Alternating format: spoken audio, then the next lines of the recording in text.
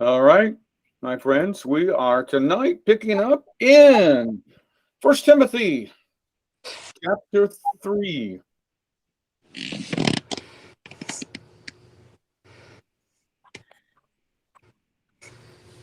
Verse number 1.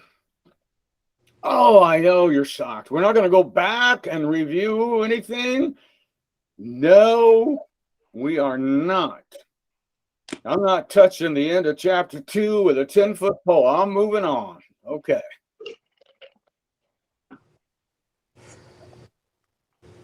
Moving on. Chapter 3.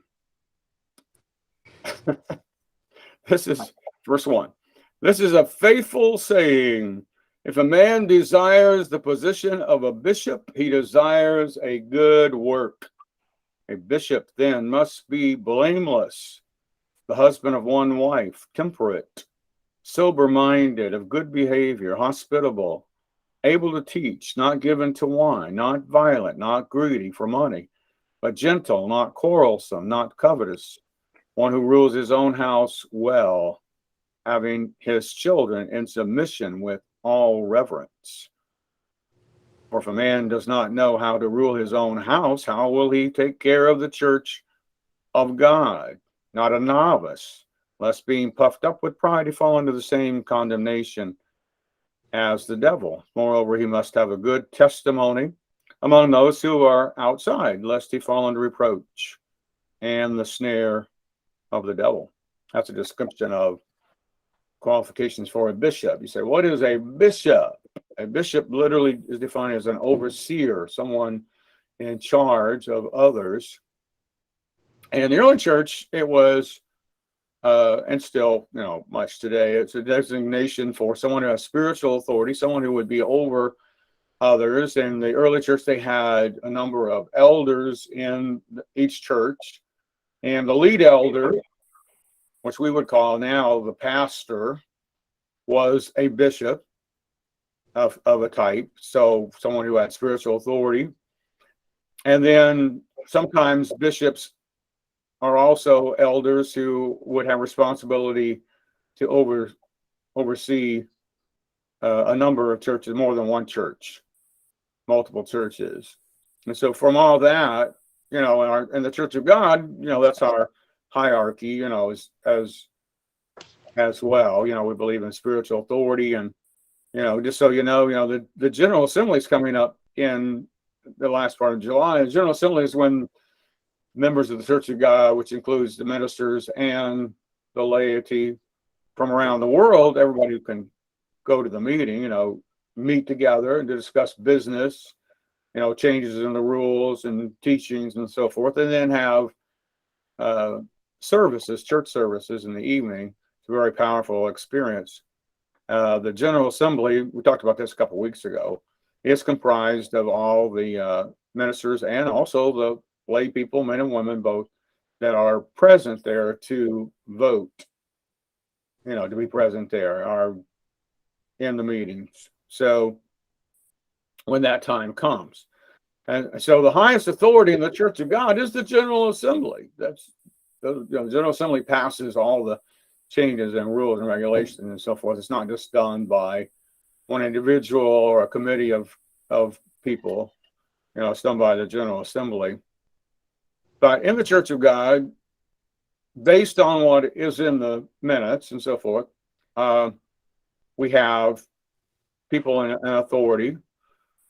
So in the Church of God, so if we go back to the beginning and to the local church, we know that the lead pastor, we call him a lead pastor now, we used to call him senior. And I'm glad, because senior pastor is what we could, and some people still go by that.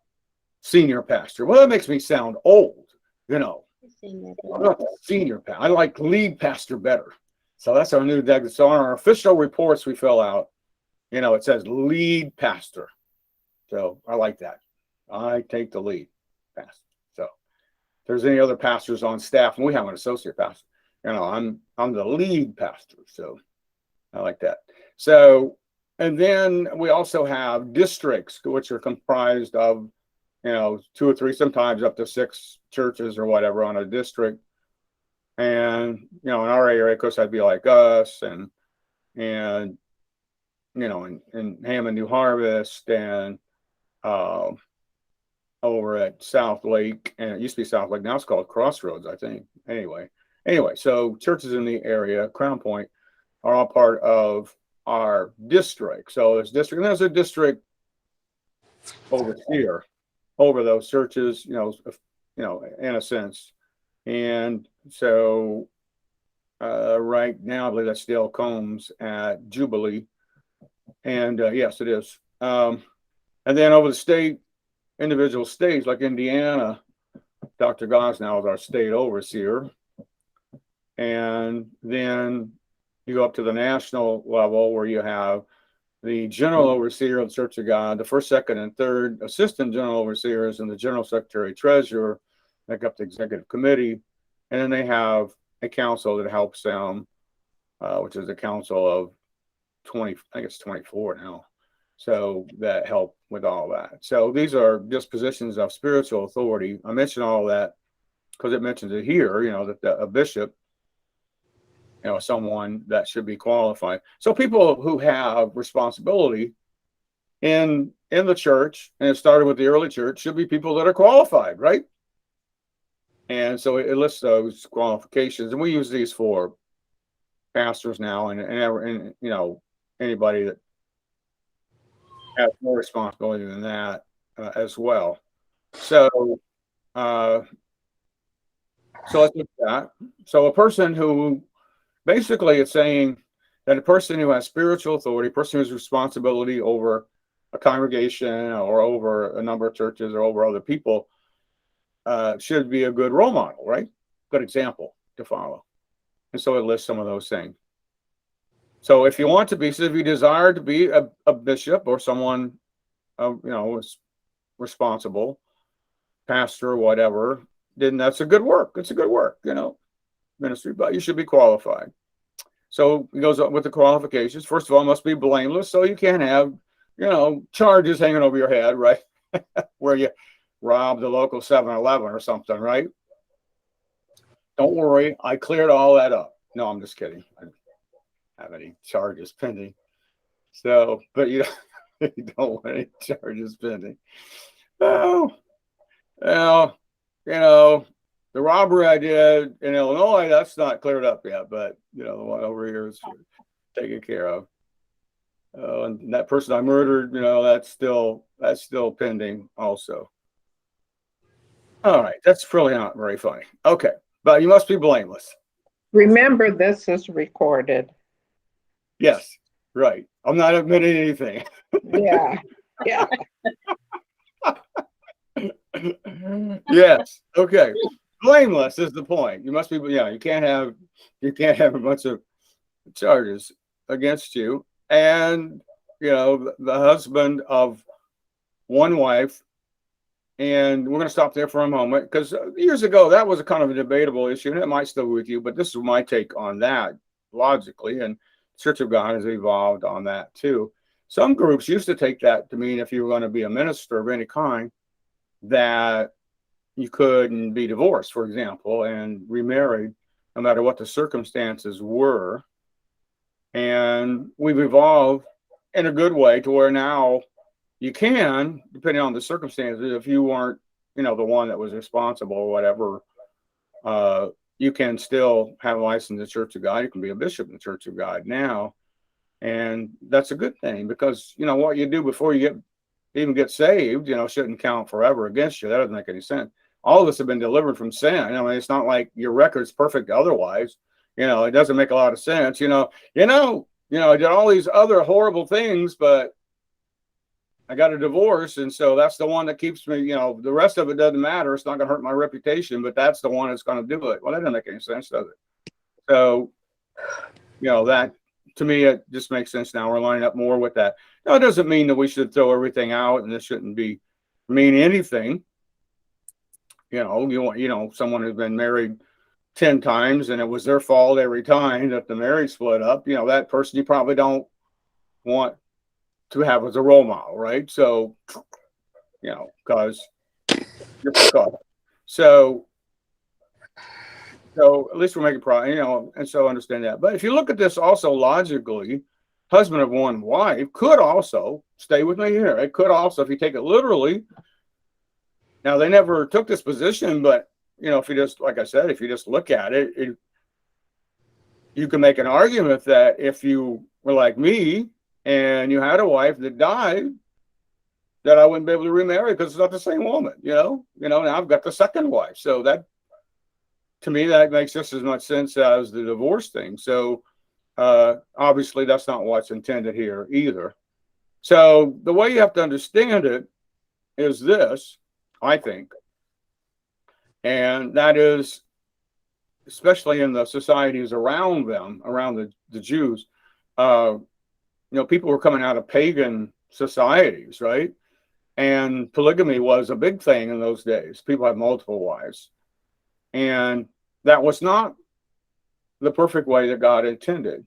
And so some of these believers were coming out of that. And I mean, you can't blame them. They weren't saved before that, right? And they had a number of wives, and that was fine according to their civil laws and even according to the religious laws that they were under before they became Christians. And you can understand that. So here the standard is, the person is going to be a bishop in a congregation to set the example, the role model, and just have, so the way you should read this, in my mind, again, you're free to interpret the way you want to, is you should be the husband of one wife at a time, at least, not multiple, not polygamy. And then as far as other issues, in my mind, if your wife dies, it's okay to marry again because, you still just have one wife at a time. And when it comes to the divorce issue, then that has to be on a case by case. And there are standards we set up in the Church of God for what we think that should mean. So it does mean something, but to me, that's what makes the most sense. For whatever reason, and I don't have an explanation for it other than God in the Old Testament wasn't as strict as he is now, because we have a more perfect revelation of truth through Jesus Christ. I want to believe that we have a more perfect revelation of truth. So under the Old Covenant, even King David, a man after God's own heart, had multiple wives, and God didn't strike him dead or send a prophet to tell him, hey, you got too many wives, you got to trim it down to one. He never did do that. And so, so that was common also, and God sort of winked at that, so to speak, and didn't.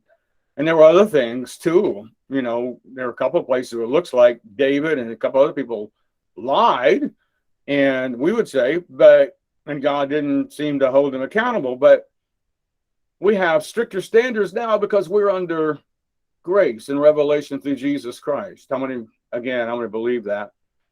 But originally, God's intention was one husband, one wife. And Jesus restated that in the New Testament. And I don't want to belabor this point, but I do have some verses to show you on that. And then we're going to move on here quickly. I want to give that to you.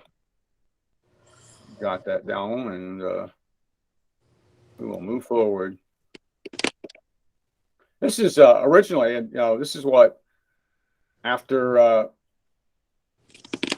God makes Adam, and then he fashions Eve out of Adam's rib and so forth. And this is the statement he makes, to Adam in Genesis 2:24. Therefore, a man shall leave his father and mother and be joined to his wife, singular wife, and they should become one flesh. The two of them together, they should become one. And we'll look at that more in just a moment. But let me give you the next one, which is, here we go. This is Jesus quoting from Genesis 2 and Mark 10:7 and 8. For this reason, a man shall leave his father and mother and be joined to his wife, and the two shall become one flesh, so that they are no longer two, but one flesh. Okay, I'm going to come back your way. Here I am. All right. So what Jesus is saying and what God said originally to Adam, and this is amazing. Now, he's not saying you become one, literally one flesh, one body, but what he is saying is there's this unique relationship between a husband and a wife. It really is. It's powerful. You are joined together, and not just physically. We know that's part of it, but also emotionally and spiritually joined together. So now it's not the two of you, but the you and the you become we. We now are a couple. We're together and they're bonded together as one in a sense. You're still individual people, but this oneness idea, is very real. You're so very close in relationship, and that's the way that God intended it. And according to Ephesians chapter 5, that is a model. That's a revelation, really, of Christ and the church, and how Christ and the church has become one together. We share together. He fills his church, and so the perfect combination that God outlined was one man, one woman, and that they would be one together. And from that would be, the family unit would come and all that, and all that's under attack today, right? Just the basis of one man, one woman. And now it can be, two women, two men, whatever. And, that's sad. And, sometimes there's circumstances where a person becomes a single parent and it's not their fault and nothing to do about that. And they do a good job. But the ideal situation is for mom and dad and the kids. That's the ideal family unit that God, has ordained. And there are exceptions, of course. But, that's the way God designed it for humanity to continue and go on and all that. So Jesus restates that and gives us that example and revelation, and that's the way it should be. So Paul writing to Timothy, he said people who are should not have multiple wives, but just one, because that's what Jesus said. Okay, so I'm going to shut up on that. Anybody, comments or questions?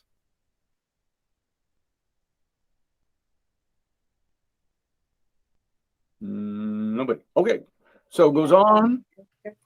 I've got one. You've got one? Okay. I just wanted to say we're a long way from the garden. There aren't Yes, very many families. There aren't very few families that fit into that description anymore. Yeah, becoming more and more less common. Yeah. But I think in America there are a lot of people that still aspire to that. Yeah. And all over the world, really, we would love to see more of that. Absolutely. And broken, and God, and again, don't misunderstand, God understands, all of sin comes short of the glory of God, and people have things in their life, that they deal with and they go through, and it's just sad. It's tragic, because anytime that if you lose somebody to death, for example, that's tragic. If you go through divorce, whatever, that's so painful. You can see why it would be, because you're separating, not just being together physically, but, emotionally and spiritually and all that. And it's an extremely painful process, to go through, and God deals with that. He brings healing and deliverance and all that, and can restore our life and give us new hope, and can work things out in our life. Thank God for that. So God understands that we're all imperfect and we're dealing with those things, absolutely. But I think the main emphasis here is one wife at a time. The biblical plan is not multiple wives, right? Or husbands at the same time. Anybody else? For most of us, one husband or wife at a time is enough to deal with. Amen. Okay. Temperate. The control of things, right? Sober-minded. So being serious. I mean, that doesn't mean you can't cut up and laugh and make jokes, even when you're being recorded, Wilma.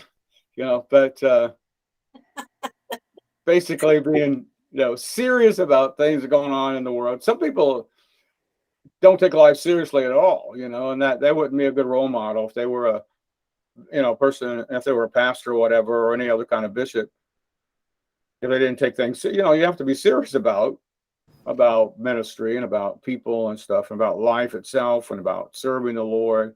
So that's what it means by being sober-minded, being clear-minded about things, having it together that way.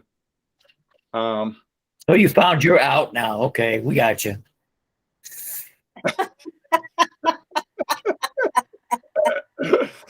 Okay. Yeah. Are you going to report me? No, Okay, good. you're on your own. All right. The next one is of good behavior. I mean, it makes sense, right? You don't want someone in a position of being a role model and leadership that doesn't behave themselves. This has not legal, but just generally, behaving themselves well. People who are always causing issues and think, you don't want somebody like that and that responsibility. Hospitable. You don't want a rude person, right? You want someone who's open and hospitable, welcoming. I mean, how would it be, if we had visitors come to the church and I was rude to them? Hopefully I'm not, and wasn't nothing to do with them and didn't welcome them. And I guess some churches are like that. Sadly, people don't feel welcome at all. In fact, they even kind of pretty much tell them they're not.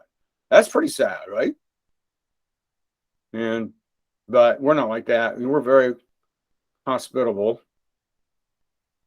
Able to teach, that's questionable in my case, but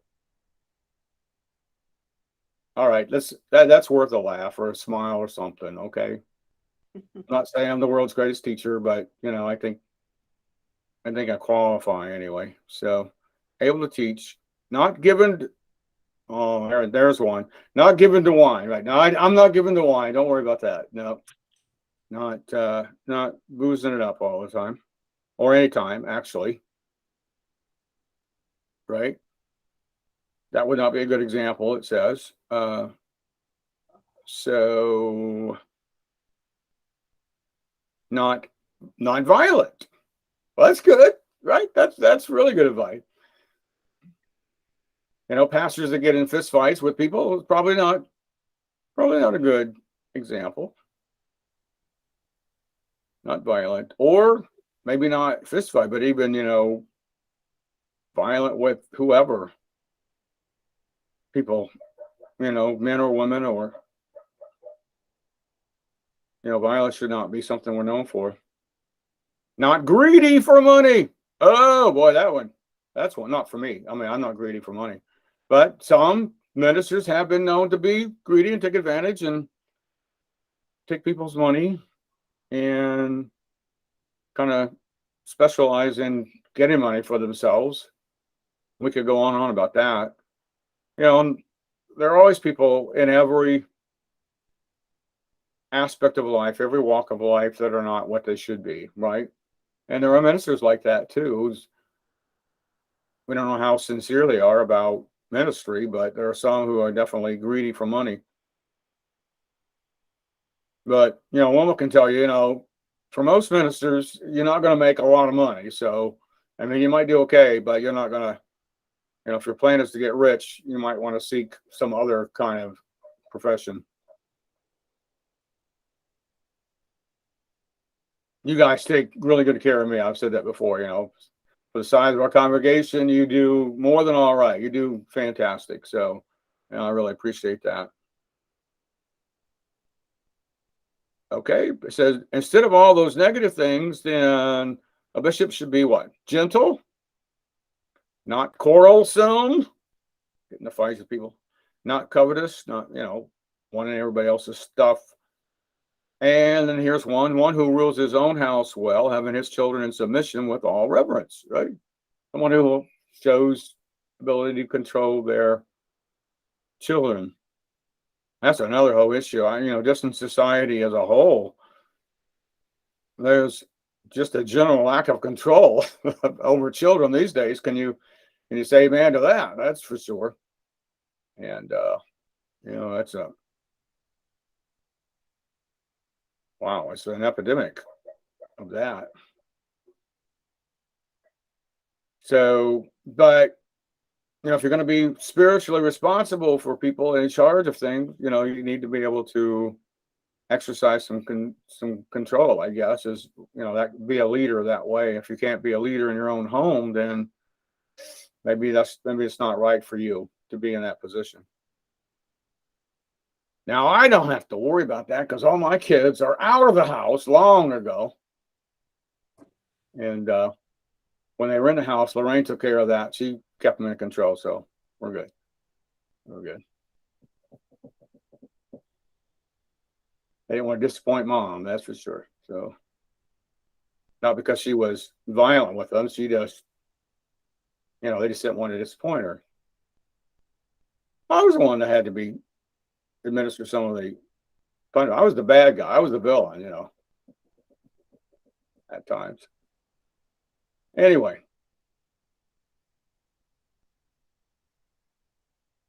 And then verse 6, not a novice, which is a beginner, someone who doesn't have much experience is a novice in anything you want to talk about. When it comes to ministry, in other words, it's saying, somebody that's brand new in the faith, you probably don't want to make them pastor of your church because they don't know what they're talking about yet. And they don't have enough experience dealing with church situations and people and all that. So you need to give a little time before you put them in a real responsible position. And that just makes sense, doesn't it? Little training, some seasoning, and experience are good. Because he says what can happen is that person will be puffed up with pride because all of a sudden they're in charge of something, fall into the same condemnation as the devil who fell because of pride. And it goes on to say, this person must have, in verse 7, a good testimony among those who are outside. So not only in the church, but a good reputation in the community as well. So you don't want somebody that's known for not paying, their bills off and things and cheating people and all that. You don't want that. So this all makes sense, right? And let's see. Okay. Lest he fall and approach and the snare of the devil. Okay, we're going to stop there for a moment. Any questions or comments? Now moves on to another category of leadership, which is deacons. And we don't call them deacon now. Some churches have elder boards. We also have what we call a pastor's council. Our church has a pastor's council, and that's Bob and Bill fill those positions. And they advise the pastor, who is me, and kind of help out in making some decisions and things, and exert some leadership in the congregation. And so that's a lesser position of leadership is what a deacon is in a local body. And they have to be qualified too. Now the heat's on you, Bob. Okay, here you go. I'm going to go through this one. Deacons must be reverent, not double-tongued, not given to much wine. There's that again. Not greedy for money. We don't pay Bob anything, so I guess we don't have to worry about that. Holding the mystery of the faith with a pure conscience. But let these also first be tested. So there should be people that are experienced also in being a Christian, and let them serve as deacons, being found blameless. Likewise, their wives must be reverent, not slanderers, temperate, faithful in all things. Let deacons be the husbands of one wife. Again, the same deal, one at a time, not polygamy. Ruling their children and their own houses well. For those who have served well as deacons, obtain for themselves a good standing and great boldness in the faith which is in Christ Jesus. So we won't go through that whole thing again. Basically, doesn't list as many things, but a deacon in the church, or a person in leadership in the church, an elder in the church, or a person on a pastor's council, or any position of leadership, really, a person should be a good role model, right? Themselves, their wife, or husband, whichever the case may be, and they're, with their children under reasonable control, in order to demonstrate that they're a leader that you can follow. Okay, anybody? Questions or comments? Okay. These things I write to you, verse 14, though I hope to come to you shortly. But if I am delayed, I write so that you may know that you ought to conduct yourselves in the house, so you may know how you ought to conduct yourself in the house of God, which is the church of the living God, the pillar and ground of the truth, or the foundation of the truth. That's the church. The church, is that. And then we get into this final section in verse 16. Before we move on, questions, comments? I think I asked for that. We're running out of time here. And we're probably going to wrap it up because we can read through this and come back to it next week. Now he presents something kind of interesting to me, and probably more than what we talked about tonight. He presents this to us, the statement of Jesus Christ, and what the gospel is about, in the person of Jesus Christ, what he means to us. And he says this: without controversy, great is the mystery of godliness, or the mystery of us becoming godly, of becoming godly means to be like God in a sense of taking on the nature and character of God, which is through Jesus Christ, right? That's how that happens. The essence of the gospel and being transformed to be the way he works within us, so that we are transformed to be like Jesus. So here's the statement he makes. So this is how this all comes about, and it's through Jesus Christ. He says, God in the person of Jesus was manifested in the flesh,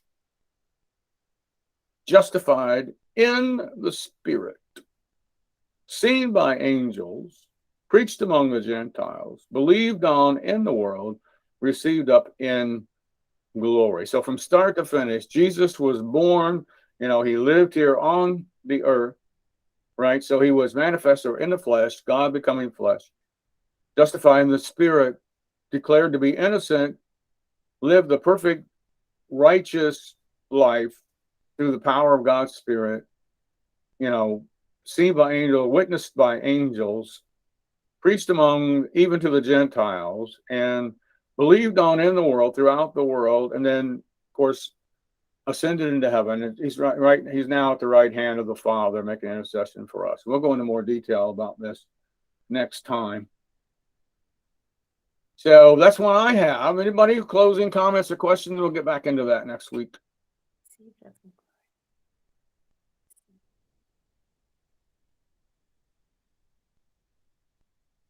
Anyone?